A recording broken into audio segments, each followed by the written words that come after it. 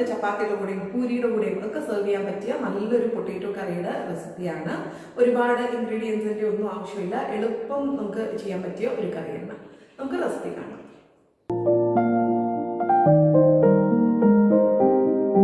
അപ്പോൾ നമുക്ക് ഉരുളക്കിഴങ്ങ് മസാല ഉണ്ടാക്കാം. അതിനായിട്ട് ഒരു ചീൻചട്ടിയിലോട്ടോ അല്ലെങ്കിൽ ഒരു നോൺ സ്റ്റിക്ക് പാനിലേക്ക് ഒരു 3-4 ടേബിൾ സ്പൂൺ എണ്ണ ഒഴിച്ചു കൊടുക്കാം. വെളിച്ചെണ്ണയിൽ കേട്ടോ, റിഫൈൻഡ് ഓയിലാണ് ഞാൻ ഒഴിച്ചു കൊടുത്തത്.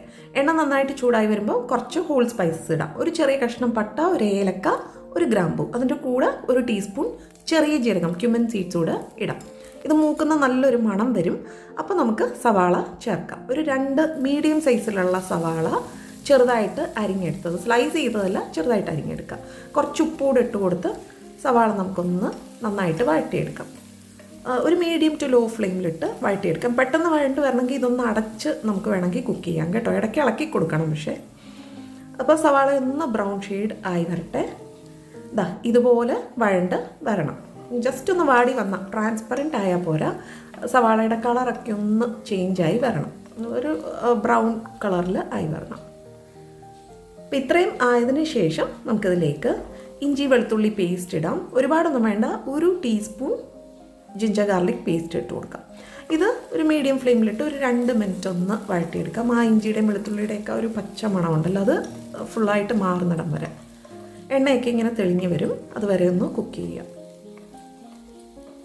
അപ്പോൾ ഇഞ്ചിയും വെളുത്തുള്ളിയും മൂത്തിട്ടുണ്ട്, എണ്ണയൊക്കെ സെപ്പറേറ്റ് ആകാൻ തുടങ്ങിയിട്ടുണ്ട്. ഇനി തീ കുറച്ച് വെക്കാം. നമുക്ക് പൊടികളൊക്കെ ആഡ് ചെയ്യാം.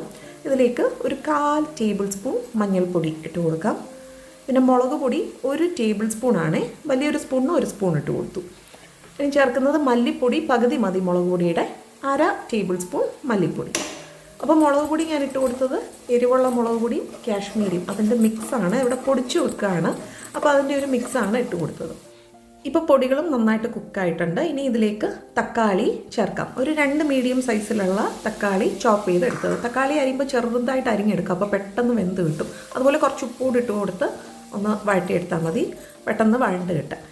അപ്പോൾ നല്ല പഴുത്ത തക്കാളി വേണം നമ്മൾ നോക്കി എടുക്കാം കേട്ടോ. സവാളയുടെ അത്രയും എടുത്തിട്ടില്ല തക്കാളി, ഒരുപാട് വലിയ തക്കാളി വേണ്ട, ഒരു 2 മീഡിയം സൈസ് മതി. ഇത് നമുക്ക് അടച്ചൊന്ന് കുക്ക് ചെയ്യാം. ഇടയ്ക്ക് ഇളക്കി കൊടുക്കണം കേട്ടോ, ഒന്ന് തുറന്നു. ഒരു 5 മിനിറ്റ് സമയമൊക്കെ എടുത്തു തക്കാളി നന്നായിട്ട് വെന്ത് ആ സവാളയുമായിട്ട് ബ്ലെൻഡായി വരാൻ. ഇതുപോലെ എണ്ണയൊക്കെ തെളിഞ്ഞ് വരും, നല്ലൊരു തിക്ക് മസാലയായിട്ട് വരും. തക്കാളി നന്നായിട്ട് കുക്കായാലേ ആ മസാലയ്ക്കൊരു കൊഴുപ്പ് കിട്ടത്തുള്ളൂ. ഇനി ആ ഗ്രേവി ഒന്ന് ക്രീമി ആക്കാൻ വേണ്ടിയിട്ട് ഞാനതിലേക്ക് 1 ടേബിൾ സ്പൂൺ തൈര് കൂടെ ചേർക്കുന്നുണ്ട്. തൈര് ചേർക്കുമ്പം അധികം പുളി ഇല്ലാത്ത തൈര് ചേർക്കുക. ഒരുപാട് പുളിയുള്ള തൈരാണെങ്കിൽ ചേർക്കണ്ട, സ്കിപ്പ് ചെയ്യാം കേട്ടോ. എന്നിട്ട് കണ്ടിന്യൂസ് ആയിട്ട് അങ്ങ് ഇളക്കി കൊടുക്കുക. ആ തൈര് ആ മസാലയുമായിട്ട് നന്നായിട്ട് മിക്സ് ആകണം. നന്നായിട്ട് ഇളക്കി കൊടുക്കുക, അല്ലെങ്കിൽ തൈര് പിരിഞ്ഞതുപോലെ ആ ഗ്രേവിയിൽ ഇങ്ങനെ കിടക്കും. ഇതിപ്പോൾ നന്നായിട്ട് മിക്സ് ആയിട്ടുണ്ട്. എണ്ണ ഇങ്ങനെ സെപ്പറേറ്റ് ആകാൻ തുടങ്ങിയിട്ടുണ്ട്. എണ്ണ ഇങ്ങനെ തെളിഞ്ഞ് വരുന്നിടം വരെ മിക്സ് ചെയ്യുക. എന്നിട്ട് നമുക്കിതിലേക്ക് ഇനി വെള്ളം ചേർക്കാം. ആവശ്യത്തിനുള്ള വെള്ളം ഒഴിച്ചു കൊടുക്കാം. ഞാനൊരു 1.5 കപ്പ് വെള്ളം ആഡ് ചെയ്തിട്ടുണ്ട്. നന്നായിട്ട് ഇളക്കി കൊടുക്കാം. ഗ്രേവി കുറവാണെന്നുണ്ടെങ്കിൽ ലാസ്റ്റിൽ വേണമെങ്കിൽ നമുക്ക് കുറച്ചുകൂടെ ചൂടുവെള്ളം ചേർക്കാം കേട്ടോ. നമ്മൾ ഗരം മസാലയൊന്നും ഇതുവരെ ചേർത്തില്ല. അപ്പോൾ ഈ ഒരു സ്റ്റേജിൽ ഒരു 1/4 ടേബിൾ സ്പൂണിനെക്കാട്ടിലും കുറച്ചുകൂടെ കൂടുതൽ ഗരം മസാല ഇട്ട് കൊടുത്തു. പിന്നെ ഒരു 1/4 ടീസ്പൂണിലും കൂടുതൽ പഞ്ചസാര. ഇത് കസൂരി മേത്തി, ഉലുവയില, അത് ഞാനൊരു 1 ടീസ്പൂണൊക്കെ ചേർക്കുന്നുണ്ട്. നമ്മുടെ ഇഷ്ടത്തിനനുസരിച്ച്, നമുക്ക് എത്രത്തോളം അതിൻ്റെ ഫ്ലേവർ ഇഷ്ടമാണോ അതിനനുസരിച്ച് ഇട്ട് കൊടുക്കുക. ആവശ്യത്തിനുള്ള ഉപ്പും കൂടെ ചേർത്തു. എന്നിട്ട് നന്നായിട്ടൊന്ന് മിക്സ് ചെയ്ത് കൊടുക്കാം. അപ്പോൾ പഞ്ചസാര ഞാൻ ഇട്ട് കൊടുത്തത് നമ്മൾ ഇതിൽ തക്കാളിയൊക്കെ കൂടുതലും ചേർത്തിട്ടുണ്ടല്ലോ, അപ്പോൾ ഒരു ടേസ്റ്റ് ഒന്ന് ബാലൻസ് ചെയ്ത് കിട്ടാൻ വേണ്ടിയിട്ടാണ്. ഇനി ഗ്രേവി ഒന്ന് തിളക്കട്ടെ, നമുക്ക് അടച്ചു വെക്കാം. അപ്പോൾ ഗ്രേവി നന്നായിട്ട് തിളച്ചിട്ടുണ്ട്. ഇതുപോലെ തിളച്ച ഗ്രേവിയിലേക്ക് വേണം നമ്മൾ ഉരുളക്കിഴങ്ങ് ആഡ് ചെയ്യാൻ. അപ്പോൾ ഉരുളക്കിഴങ്ങ് ഞാൻ എടുത്തിട്ടുള്ളത് 4 മീഡിയം സൈസാണ്, ക്യൂബ്സായിട്ട് കട്ട് ചെയ്ത് എടുത്തു. ഇതിൻ്റെ കൂടെ തന്നെ ഒരു 4 പച്ചമുളക് ഹാഫ് സ്ലിറ്റ് ചെയ്തത് ഇട്ട് കൊടുക്കാം. ഹാഫ് സ്ലിറ്റ് എന്ന് പറയുമ്പോൾ മുഴുവനായിട്ട് അങ്ങ് മുറിച്ചിട്ടില്ല, ഒരു പകുതി വരെ കട്ട് ചെയ്തിട്ടുള്ളൂ. ആ പച്ചമുളക് ഇങ്ങനെ ഹോളായിട്ട് കിടക്കുന്നത് കാണാനൊരു ഭംഗിയാണ്. അപ്പോൾ നന്നായിട്ട് ഇളക്കി കൊടുത്തു. ഉപ്പൊക്കെ ചെക്ക് ചെയ്യുക, ഇല്ലെങ്കിൽ ആഡ് ചെയ്യുക. ഇനി ഇത് അടച്ച് മീഡിയം ഫ്ലെയിമിലിട്ട് ഒരു 10 മിനിറ്റ് കുക്ക് ചെയ്യാം.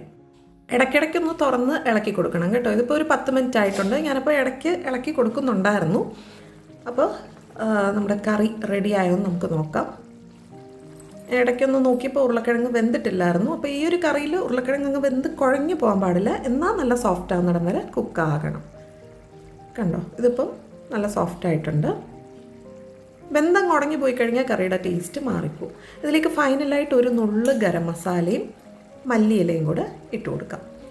ഇതിലിപ്പോൾ ആവശ്യത്തിന് ഗ്രേവി ഉണ്ട്. നമുക്ക് ഗ്രേവി കുറവാണെന്ന് തോന്നുവാണെങ്കിൽ, ഒരുപാട് അങ്ങ് തിക്കാണെന്ന് തോന്നുവാണെങ്കിൽ കുറച്ചുകൂടെ ചൂടുവെള്ളം ഒഴിച്ച് ഒന്ന് ലൂസാക്കി എടുത്താൽ മതി. ചൂടുവെള്ളം വേണമെങ്കിൽ ഒഴിച്ചു കൊടുക്കാൻ.